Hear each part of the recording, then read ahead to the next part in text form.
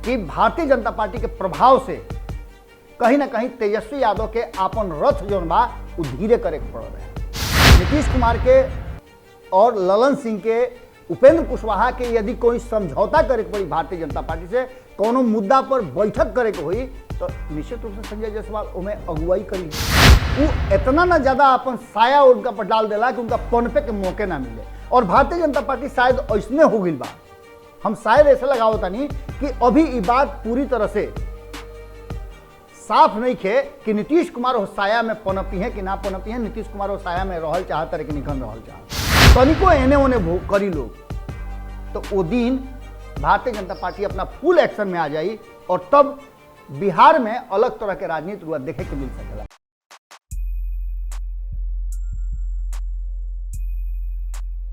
दीवाल पर फिर नया इश्तेहार देखनी है, दीवाल पर फिर नया इश्तेहार देखनी है। फोटो में आदमी के लाचार देखनी है, फोटो में आदमी के लाचार देखनी है। हलचल होता बहुते फिजा में, हलचल होता बहुते फिजा में। फेड़ पर चिड़ई चुरुंग के, फेड़ पर चिड़ई चुरुंग के परेशान देखनी है। गोड़ लागत नहीं, हीरा से अभिनंदन बर वो लोग के। आज अलग तरह से हम कोशिश करता नहीं कि रुआ लोग के बिहार के राजनीति के जो नया रास्ता तय हो रहा बा ओकरा से परिचित कराएंगे। सीधा तौर पे पहला हाल ऐसा लौकल हा कि नीतीश कुमार से डराए वाला भारतीय जनता पार्टी अब तेजस्वी यादव से भी डराता। एकरा पीछे के कारण का बा इन वो के बीच में बताई, लेकिन शुरुआत करता नहीं कि आखिर ऐसा स्थिति कहाँ से आई, का भइल जौना के चलते नीतीश कुमार और भारतीय जनता पार्टी के एक में समझा जाता और भारतीय जनता पार्टी के अलग समझा जाता। एकरा पीछे के कारण बा कि जौना तरीका से भारतीय जनता पार्टी अपन प्रभाव बढ़ा रहा बा, देश के अधिकांश राज्य में भारतीय जनता पार्टी के सरकार बा और जहां नहीं खे वो जब भारतीय जनता पार्टी के सरकार हो जाता, माने 5 साल से पहले ही, एकरा खातिर साम दाम दंड भेद जे कुछ भी होला उस सब लगावे खातिर कहीं ना कहीं भारतीय जनता पार्टी तैयार हो जाता। ये बात भारतीय जनता पार्टी कोनो ऐसा दल नहीं खे जो कि केंद्र के सत्ता में रह करके ऐसा काम कर रहा बा। एकरा पहले रुआ याद हुई कि इंदिरा गांधी और कांग्रेस लगातार इस तरीका के काम करता रहा और जना के ले करके विपक्ष हमेशा परेशान रहता। सत्ता में रहे वाला के हाथ में बहुत कुछ होला और यह बात के समझे खातिर रुआ देश के अलग अलग हिस्सा में जाए पड़ी, लेकिन बिहार में ना।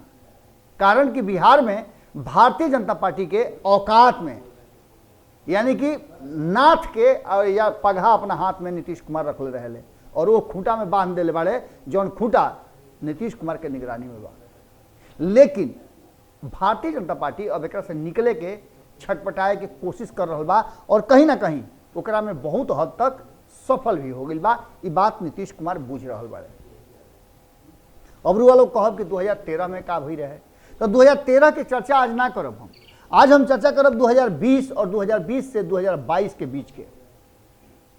इस चर्चा में नीतीश कुमार और तेजस्वी यादव दोनों से भारतीय जनता पार्टी छनक गई बा।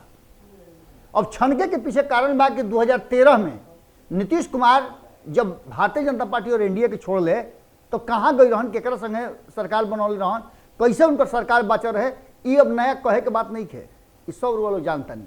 लेकिन वर्तमान बदलल परिस्थिति में जब जब नीतीश कुमार और नीतीश कुमार के साथ भाजपा के संबंध के बारे में कहा जाता तो कहीं ना कहीं भारतीय जनता पार्टी यह बात के लेकर के तो जरूर कहता कि भाई 5 साल खातिर जनादेश मिलल बड़ुए और 5 साल चली। लेकिन ये बात संजय जायसवाल के मुंह से रुआ सुनी, उस साफ तरीका से जौना एंगल से बात करते रहे और खास करके बिहार के भारतीय जनता पार्टी के सबसे शीर्षस्थ नेता बड़े, पार्टी का जब प्रदेश अध्यक्ष बड़े तो उनकर बात सर्वमान्य बा। ये पूरे मामला पर कहीं भी भारतीय जनता पार्टी के शीर्ष नेतृत्व के रुआ ना देखले होगा कि संजय जायसवाल के कोनो बयान पर अंकुश लगौले होके। एक पहले कई गो अध्यक्ष रहल बड़े जिनका के कहीं ना कहीं शांत करावल बा और तब सुशील मोदी भी रहत रहन। लेकिन संजय जायसवाल के खुला छूट देवे के पीछे भारतीय जनता पार्टी के मनसा साफ नजर आ रहा बा। और फिर संजय जायसवाल खाली काहे कहतनी संजय जायसवाल अगर अकेले बोलते तो बहुत कि चलो भाई संजय जायसवाल बोलता रहे।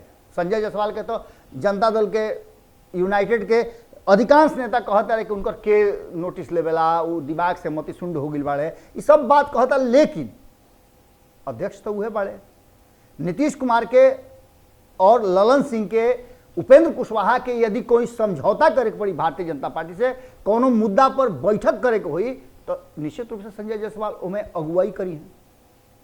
इस सारा बात के लेकर के संजय जायसवाल के अलावा जौना भाषा में हरिभूषण ठाकुर बचौल बोल रहा बाड़े, इहो भाषा रुआ लोग सुन ले हो कब, लेकिन वो सबसे कड़ेर भाषा जौन बा वो नवल किशोर यादव बोलता है। नवल किशोर यादव अक्खड़ अपना बयान खातिर जानल जाले, प्रोफेसर तो बाड़े, लेकिन वो जौना तरीका से बात करेले वो साफ बुझाला कि लाठी मारता रहे। और लालू प्रसाद के साथ बहुत दिन तक रहल बाड़े, ऐसे उनका उहो कला आवेला। अब बदलल परिस्थिति में नीतीश कुमार दू नाई पर सवार बाड़े, और इन नीतीश कुमार के मजबूरी बा। एक तरफ जहां नीतीश कुमार लगातार ही कोशिश करता रहन कि भारतीय जनता पार्टी के साथ आगे तक संबंध बना के रखल जाओ, कारण कि रुआ सुन नहीं हो कब कि लगातार भारतीय जनता पार्टी जौना तरीका से अपना साथे रहे वाला दल, एनडीए के घटक दल, और जहां जहां वो केहू के संगे कोलैबोरेशन के सरकार चलौले बा, ओइजा ओइजा के वर्तमान स्थिति का बार वो लोग खूब बढ़िया से जानता नहीं। अगर ममता बनर्जी के छोड़ दी और अरविंद केजरीवाल के, तो बाकी ये देश के स्थिति रुआ समझ में आ जी। और वो लोग से बहुत पहले कहले रही कि भारतीय जनता पार्टी जब खेला में हारे के स्थिति ओकरा होला तो खेलबे भंडोल कर देला। पंजाब ओकर सबसे बड़ा उदाहरण बा। पंजाब में कांग्रेस लगातार अपन सत्ता स्थापित कैले रहो, लेकिन एक झटका में कांग्रेस के साफ करे के एक से एक कहानी रचाई। प्रधानमंत्री के गाड़ी रोक दिहल गई, प्रधानमंत्री के जान से मारे के कोशिश की गई, इस सारा बात चुनाव से पहले भइल, और एकर असर कांग्रेस में अलग अलग कैप्टन अमरिंदर के देखनी रुआ कैसे उनका के पार्टी से अलग कल गई, इस सारा खेल भइल। नवजोत सिंह सिद्धू का कैले, इस सारा रुआ नजर आई। लेकिन इस सब में भारतीय जनता पार्टी की जब बुझाई कि वो सत्ता में ना आ सकेला, तो आस्ते से रुआ देखनी कि आम आदमी पार्टी हो जा अपन सरकार बना लेलस। ये भारतीय जनता पार्टी के रणनीति के हिस्सा है कि आगे आवे वाला समय में ओकरा सीधा लड़ाई केकरा से लड़े के बाद। लमहर पेड़ के नीचे कभी भी रुआ देखले हो कब कि छोट छोट पौधा ना उगे, वो इतना ना ज्यादा अपन साया उनका पर डाल देला कि उनका पनपे के मौके ना मिले। और भारतीय जनता पार्टी शायद ऐसने हो गई बा, हम शायद ऐसे लगाओ तानी कि अभी ये बात पूरी तरह से साफ नहीं खे कि नीतीश कुमार हो साया में पनपी है कि ना पनपी है, नीतीश कुमार हो साया में रहल चाहत रहे कि निकल रहल चाहत। लेकिन नीतीश कुमार पर कहीं ना कहीं भारतीय जनता पार्टी के पूरा साया हो गई बा, वहां पनपे के स्थिति नहीं खे, बल्कि धीरे धीरे बिलातरण या जड़तरण, जैसे पौधा रुआ देखले हो कब कि बड़का पेड़ के पीछे जड़ जाला। नीतीश कुमार के वर्तमान स्थिति ऐसा हो गई बा कि जौना से वो असमंजस के स्थिति में और निर्णय के स्थिति में। मानसून सत्र शुरू होकर जा रहा है, और मानसून सत्र रुआ सुनो तो कब तना घड़ी पूरी तैयारी के साथ मानसून सत्र में का होई, का कल जाई, का ना कल जाई, एकरा पर चर्चा चल रहा बा। लेकिन नीतीश कुमार और तेजस्वी यादव चर्चा से अपना के अलग रखले बाड़े, और यह कारण बा कि भारतीय जनता पार्टी ये लोग के टंट घंट देख करके अलर्ट मोड में बा, एकदम छनक गई बा, और छनकला से वो अपन तैयारी में भी लाग गई बा।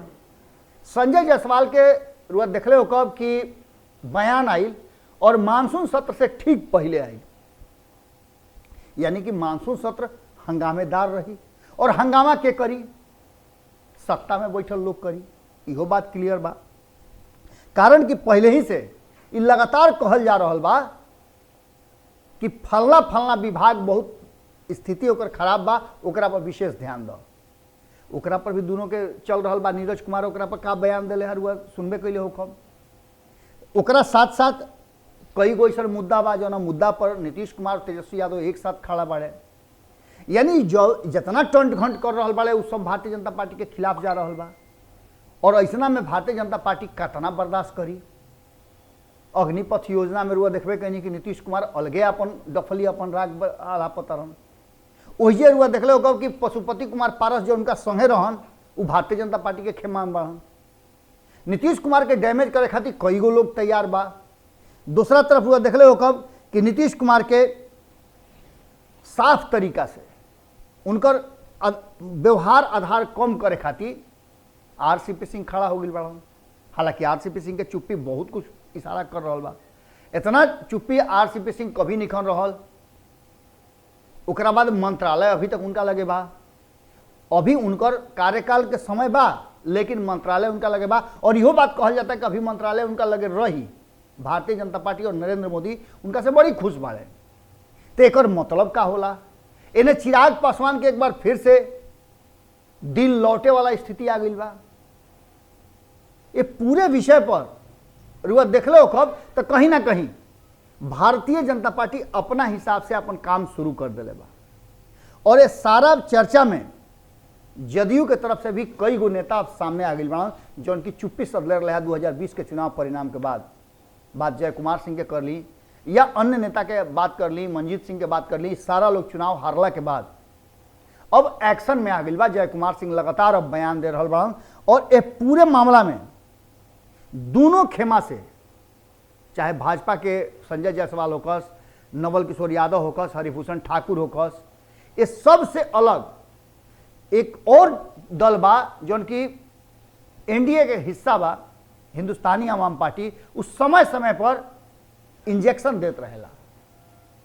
मानसून सत्र से ठीक पहले और नीतीश कुमार के फैसला से पहले अचानक से रुआई खबर सुनत हो तौना घड़ी हिंदुस्तानी आवाम पार्टी के भीतरिया बैठक होत हुई। ये पूरा मामला में एक बात पक्का बा कि नीतीश कुमार और तेजस्वी यादव के बीच में कुछ ना कुछ तो पाकता, जौना के सुगंध भारतीय जनता पार्टी लगे पहुंच गई बा। और ऐसा स्थिति में भारतीय जनता पार्टी के छनकल कहीं ना कहीं बिहार में नीतीश कुमार खातिर घातक हुई।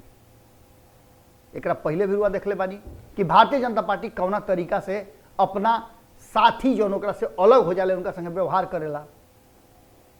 यह बदलल परिस्थिति में रुआ देखले होगा कि संपादक नमन मिश्रा जी पंचनामा में ये बात जरूर कहले है और कई हाल ये बात के रिपीट कैले कि 2020 के चुनाव में, हालांकि अपुष्ट खबर बा लेकिन चर्चा राजनीतिक गलियारा में और मीडिया जगत में भी ये बात के बा कि भारतीय जनता पार्टी के प्रभाव से कहीं ना कहीं तेजस्वी यादव के आपन रथ जोन बा उ धीरे करे के पड़ रहे। और यह बदलल परिस्थिति में भले भारतीय जनता पार्टी के विरुद्ध तेजस्वी यादव हुंकार भरत होखस, लेकिन नीतीश कुमार अगर वो खेमा में जाइ हैं तो बहुत सोचे समझे के पड़ी तेजस्वी यादव के।